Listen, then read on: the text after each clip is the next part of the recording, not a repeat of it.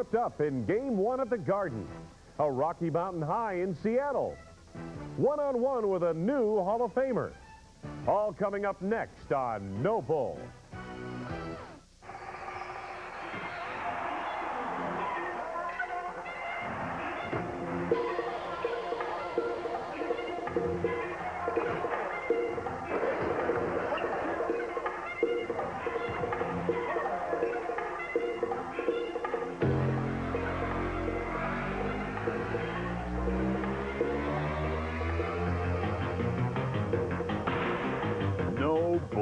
With Phil Jackson.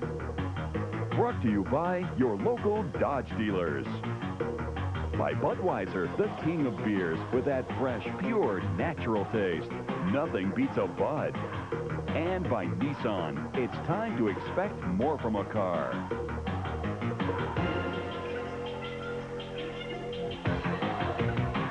Hi, everybody. Welcome to No Bull. Phil Jackson is in New York tonight as the Bulls drop Game 1 of the Eastern Conference semifinal series by the score of 90-86 at the hands of the New York Knicks. And Coach Jackson, obviously a frustrating loss from the standpoint of perhaps the Knicks were ripe to be picked at this point. Coming off a tough series against New Jersey where they played Friday night, you guys came out very sharp and played well in the first half of play and at times built leads of 10 and 15 points in the ball game.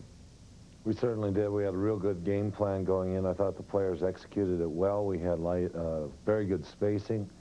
We did things differently than the Knicks' last opponents, the Nets, which did a lot of things off dribble penetration, screen roll, and kept our spacing, moved the ball, and passed and cut very well. We did shoot the ball well that first half and built a lead, and that's why this loss is a bitter disappointment. All right, Phil, let's take a look at the highlights of the first half of play as the Bulls and the New York Knicks got together on Mother's Day in Game 1 at Madison Square Garden on a late Sunday afternoon in New York. And, of course, the Knicks usually start with Patrick Ewing.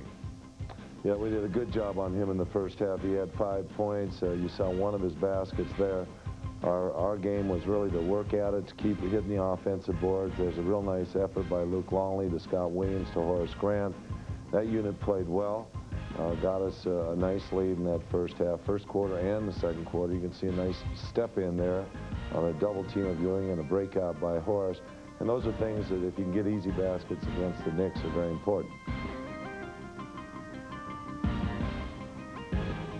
And here with Pippen and Grant on the bench, we maintained and controlled the lead. And three-point play by Luke Longley, a nice pass. Got them fronting the center. Here's Kukoc with one of his 2 3-pointers in that first half as he came out and blitzed them real early. He had a real nice beginning. Loose ball here. BJ picks it up, and we again get another fast break to start the third quarter. And we again went out and built the lead in the third quarter. And even though we didn't sustain it, we had a real good lead. How about halftime, Phil? What did you tell your ball club?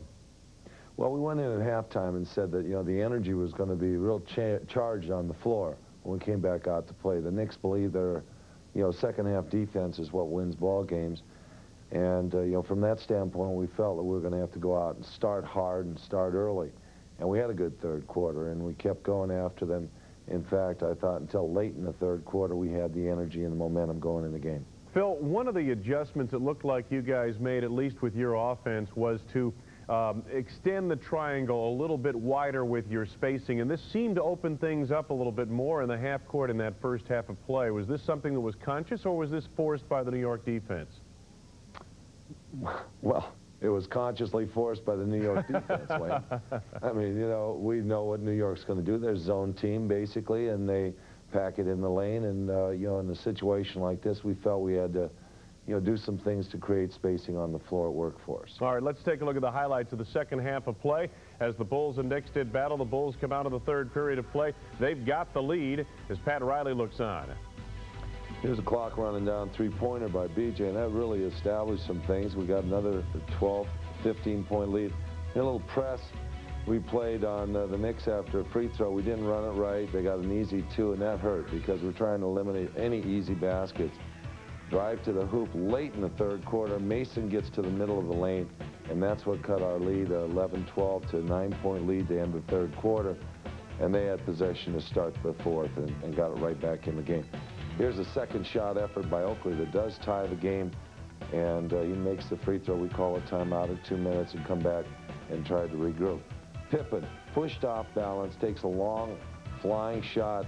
No one's back with his man Mason. He got the layup with 48 seconds. Then that put them up by 2. That really hurt. At that point, we called a timeout, and we went 2 for 1. And as you saw in the highlights there, we didn't get a good shot either time. Yeah, it was tough down the stretch. The Knicks have a way of scrambling you, it seems like, in that fourth quarter of play, does it not? Is that what it's called? Scrambling. Scrambling, Nick? Yeah, it's like beating eggs, right? Beating eggs is right. That may be a better way of putting it. We talked, I was surprised when I saw the box score that the rebounding was basically even. You out-rebounded them 43 to 42. They had a 1 rebound edge on the offensive boards. But in the fourth period of play, it seemed like you couldn't get anybody to the boards down the stretch, and that fueled their comeback, it seemed like. Well, it helped, and they got a couple foul situations, and of course, the last possession on a wild shot by Anthony, which just grazed the rim. The whistle had been blown by the referee because he thought it was a 24-second violation. Players stopped playing, and when they separated and got together, the referees agreed it was Nick ball out of bounds. Instead of being able to foul Mason, we had to end up fouling Starks, who got the ball as a great foul shooter. And there was our lead in a 4-point game suddenly, with really very little opportunity to make a 4-point play. I haven't drawn that one up yet for a 4-point play, but I'm working on it. All right. How about Scottie Pippen? We saw him limp off the floor midway through third period of play, sat on the bench quite a while in that third quarter, came back in the fourth and played, but his shooting in the second half left a lot to be desired. Scottie forced some shots up. He took some tough shots. He's trying to, get us going again. He had open looks, but still in all, I think, he was bothered a little bit by the physical play as they sent 2 guys on him a couple times. I didn't hear any report about his toe, but we'll see what it's like tomorrow. All right. Thanks, Phil. We'll be back. We're going to come back and take a look at the week past. The Bulls closed an arena this past week.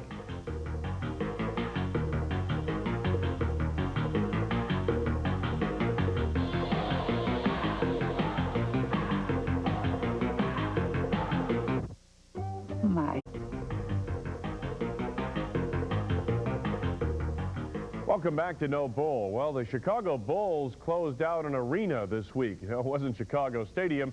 They closed out Richfield, Ohio, the Coliseum in Richfield, Ohio, the home of the Cleveland Cavaliers. And Phil Jackson, the Cavs, undermanned as they may have been, played you tough in that series, even though you did win in 3 games. Well, they're a quality team. They got a lot of wins. They have good athletes. They have Mark Price, Gerald Wilkins. They had a real good guard core, and they came after us, and I thought they played a very good game, the final game of the series. Let's take a look at the highlights of that series as the Bulls and the Cavaliers meet yet again in a playoff confrontation. And this, of course, is the final Game 3. Mike Fratello hustling his troops into action, and again, Mark Price did an outstanding job of the ball game. We got a little trap on here in the beginning of the game and got things going our direction by getting a turnover. Scottie getting a hand in there, knocking it to BJ, and we got a little turnaround. Big effort at the end of that quarter. Not only that quarter, but also the third quarter changed the complexity of the game. Kukoc had a real nice game there as he hit one from the outside. He's been shooting the ball much better from the exterior of the court. The perimeter shots have been going on. Here's the big steal at the end of the game. One of the things that really changed the complexity of this ball game was Scottie getting to the basket and a 3-point opportunity. We had control of this game, but didn't score the last 7 possessions after we did have a nice lead. Here Price pulls up and hits one of his favorite moves and one of the best jump shots he makes. And then we call timeout, want to take the last clock. Tony gets right to the basket with his finger roll, but it wouldn't drop. And with that, they gave him 7/10 of a second. And you can see Pete right with Myers, right with Wilkins. Looked like he tripped over his feet there, didn't it? I thought Wilkins did trip over his feet. It happened right in front of you, didn't it? Yeah, and as I looked down, he was laying right there. And, of course, at the end of this overtime, Scottie made a brilliant move. The clock was running down all the way to the basket, give us a 3-point lead, and they came back with this shot. We had a foul to give. Gave one, and then allowed him to make that shot with about 2.5, 3 seconds left, and it didn't go down, and that would have tied the game again. Instead, we win and close out Richfield Coliseum to basketball forever. It's now a tractor pull arena for the rest of its life. I guess so, and maybe rightfully so, Phil, or not? Perfect place. Perfect place for a tractor that pull. in mud wrestling or something. Yeah, exactly. The Gerald Wilkins incident, it did happen right in front of you. A lot of people wondered about that no call in that situation. I imagine you've got to, from your standpoint, did you breathe a sigh of relief at that moment? Well, you know, we sent them out with the idea that don't foul. I mean, it was a critical situation and tie game in 7/10 of a second. They had to reset the clock to get 7/10 of a second. That means the only thing you can do is catch and throw it up. And so, you know, there's no reason to foul or no reason to get into it. And it looked like Pete, you know, did trip Wilkins, or, you know, their feet got tangled up. But it certainly was not a deliberate foul. The ball was laying around. It was low on the floor. And, you know, there's not an official in the league, I don't think, that would make that kind of a foul unless the guy is shooting the ball and was hacked on it, that they might give you 2 foul shots. All right, let's take a look at highlights of today's game. Miami and Atlanta went deeper than many people thought it would. This is the climactic Game 5, and Stacey Augmon helps ignite Atlanta onto a victory. Miami gave them a lot of trouble, Phil, in this series, and I was a little bit surprised in that Miami did not play well down the stretch of the regular season, but, boy, they really played the Hawks tough in this series. Andrew Lang hitting right there, and Kevin Laughery did a good job with his team in this series, it looked like to me, but Atlanta a little bit too much today, 102-91 as expected. Miami had its opportunity. The door was ajar slightly on Friday night, and they had an opportunity to put the Hawks away in Miami. When they didn't do it, you got a feeling that today's game was going to be almost anticlimactic. You're right about that, because Miami just didn't come out with the same intensity in Miami. They had a chance to close it on their home court, and they let Atlanta, you know, really have an easy victory there in Miami. It wasn't the kind of game they had played the first 3, and so as a consequence, that one on Sunday or the one this afternoon really didn't look to be a contest. I turned it off in the first quarter because I felt Miami's defense wasn't going well. Took a pregame nap. Took a pregame nap and didn't miss a thing, matter of fact, as you had a good idea as to what would happen. Well, take a look at Indiana and Atlanta now coming up, Phil. This series, this may go some distance. It's going to be a very good series. In fact, I think Indiana had the upper hand against Atlanta all year. I looked for Indiana to knock off Atlanta. I think that it's a team that's defense is very good. They throw bigger numbers of players at you than Miami does. They have a deep bench. They have a good system. They've got a big center that can do some things in there. And, you know, I think that, you know, Indiana's going to win this series. I believe they're playing better ball than Atlanta. But I think it's going to go a ways because they got to win on their Atlanta's court down in the Omni. If I'm not mistaken, I think it was either 3-2. Indiana won the season series, and I think they had a real good shot at beating Atlanta. Yeah, no question about it. Indiana played very well the second half of the season. Well, stay tuned. Phil Jackson goes one-on-one with a new Basketball Hall of Famer when we continue on No Bull.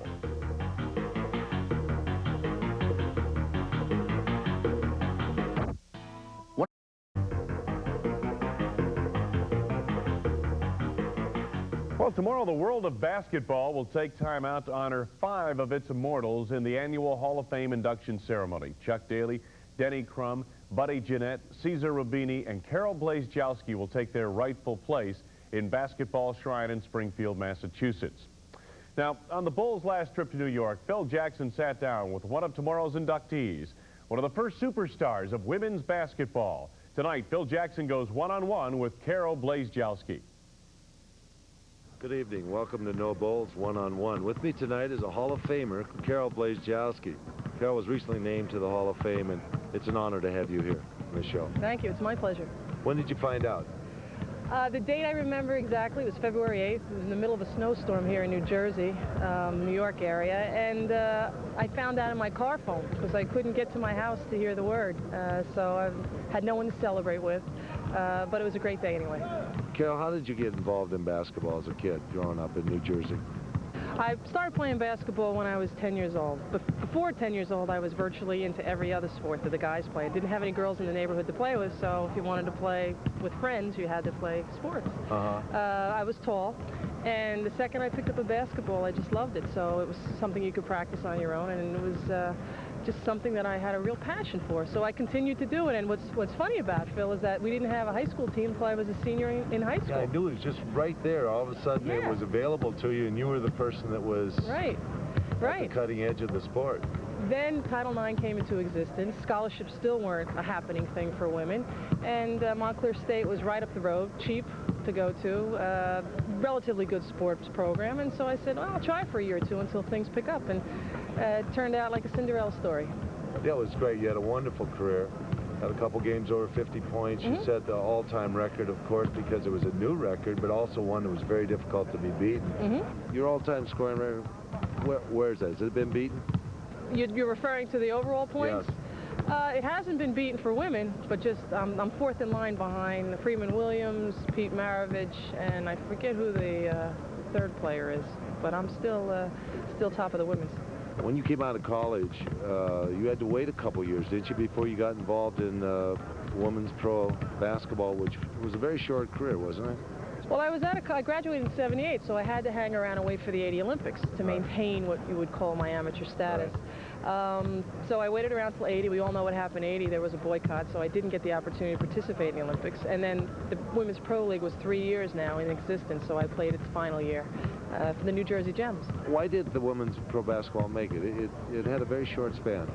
Well, I think the women's professional game was a bit premature. You know, women's college basketball game was just coming into its own. We really didn't have good feeder programs or grassroots programs, and so a pro league was really premature. But I think, you know, with the proper financing, and I think in sites where you're really the only game in town, I think we can make another stab at it. And the talent pool is there. The interest level is growing, and so I'm optimistic that in the future we can have something. I saw the New Jersey Gems play. You did? Yeah, I did. Annie Myers was over there. Annie Saw a game. It was a good game. Yeah, it was a fun game. I mean, you have to view it in the perspective that we're not going to dunk the ball. And so anyone who knows the game knows X's and O's and can appreciate us at that level. And looking back over the NCAAs and college basketball, how has the sport changed now as it was when you were playing it in the 70s and the early 80s? Well, I think besides some of the rule changes, the smaller ball, the 30-second rule, I really believe that the athletes today are better athletes. Yeah. We were very skilled back then, and there were a few athletes, but today the talent pool is very athletic. The conditioning is much better. The strategies are much more sophisticated. The support is better. So overall, I think it's a better game. I think it'll continue to grow.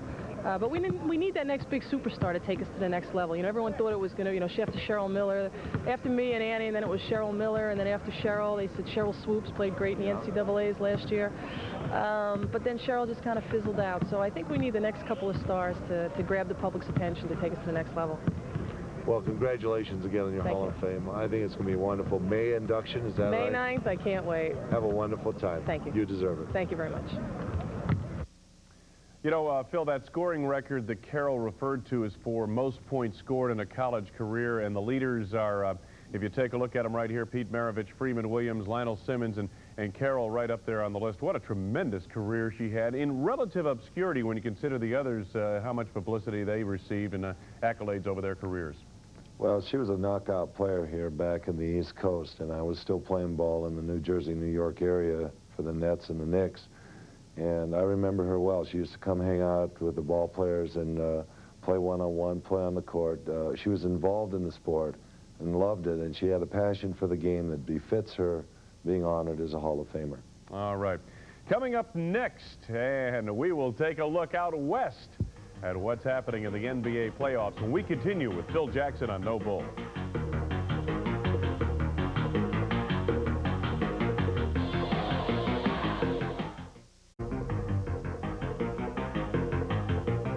Well, playoffs often bring about turnaround in terms of, well, upsets in the NBA playoffs.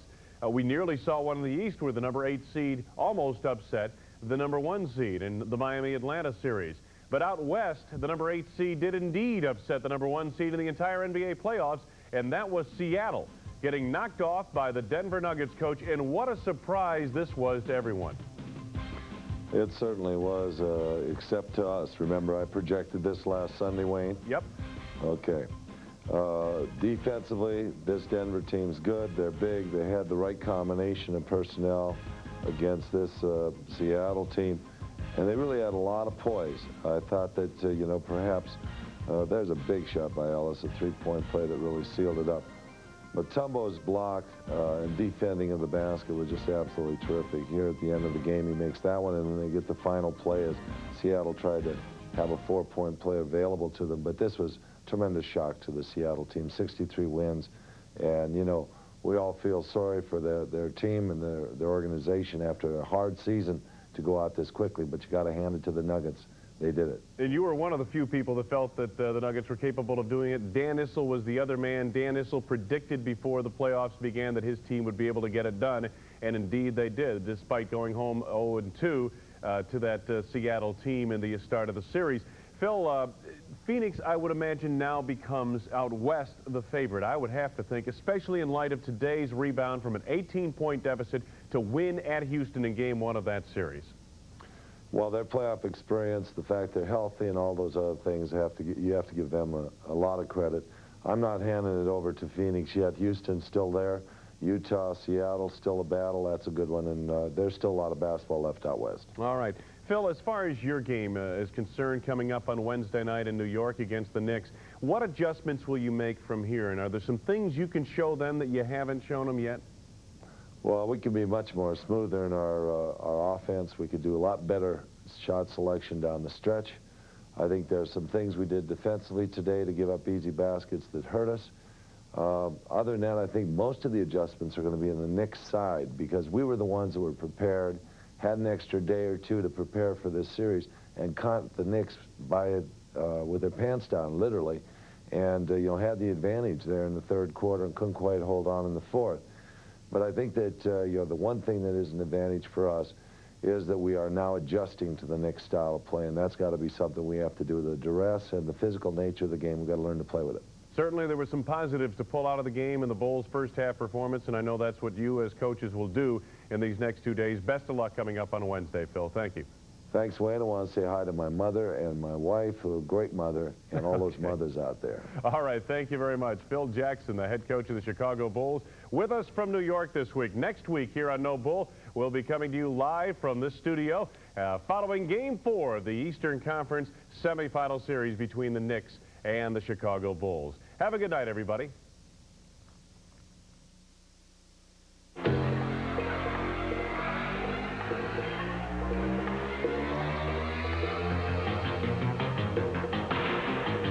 No Bull with Phil Jackson has been brought to you by your local Dodge dealers. By Bud Light. If you want great taste that won't fill you up and never lets you down, make it a Bud Light. And by Nissan. It's time to expect more from a car.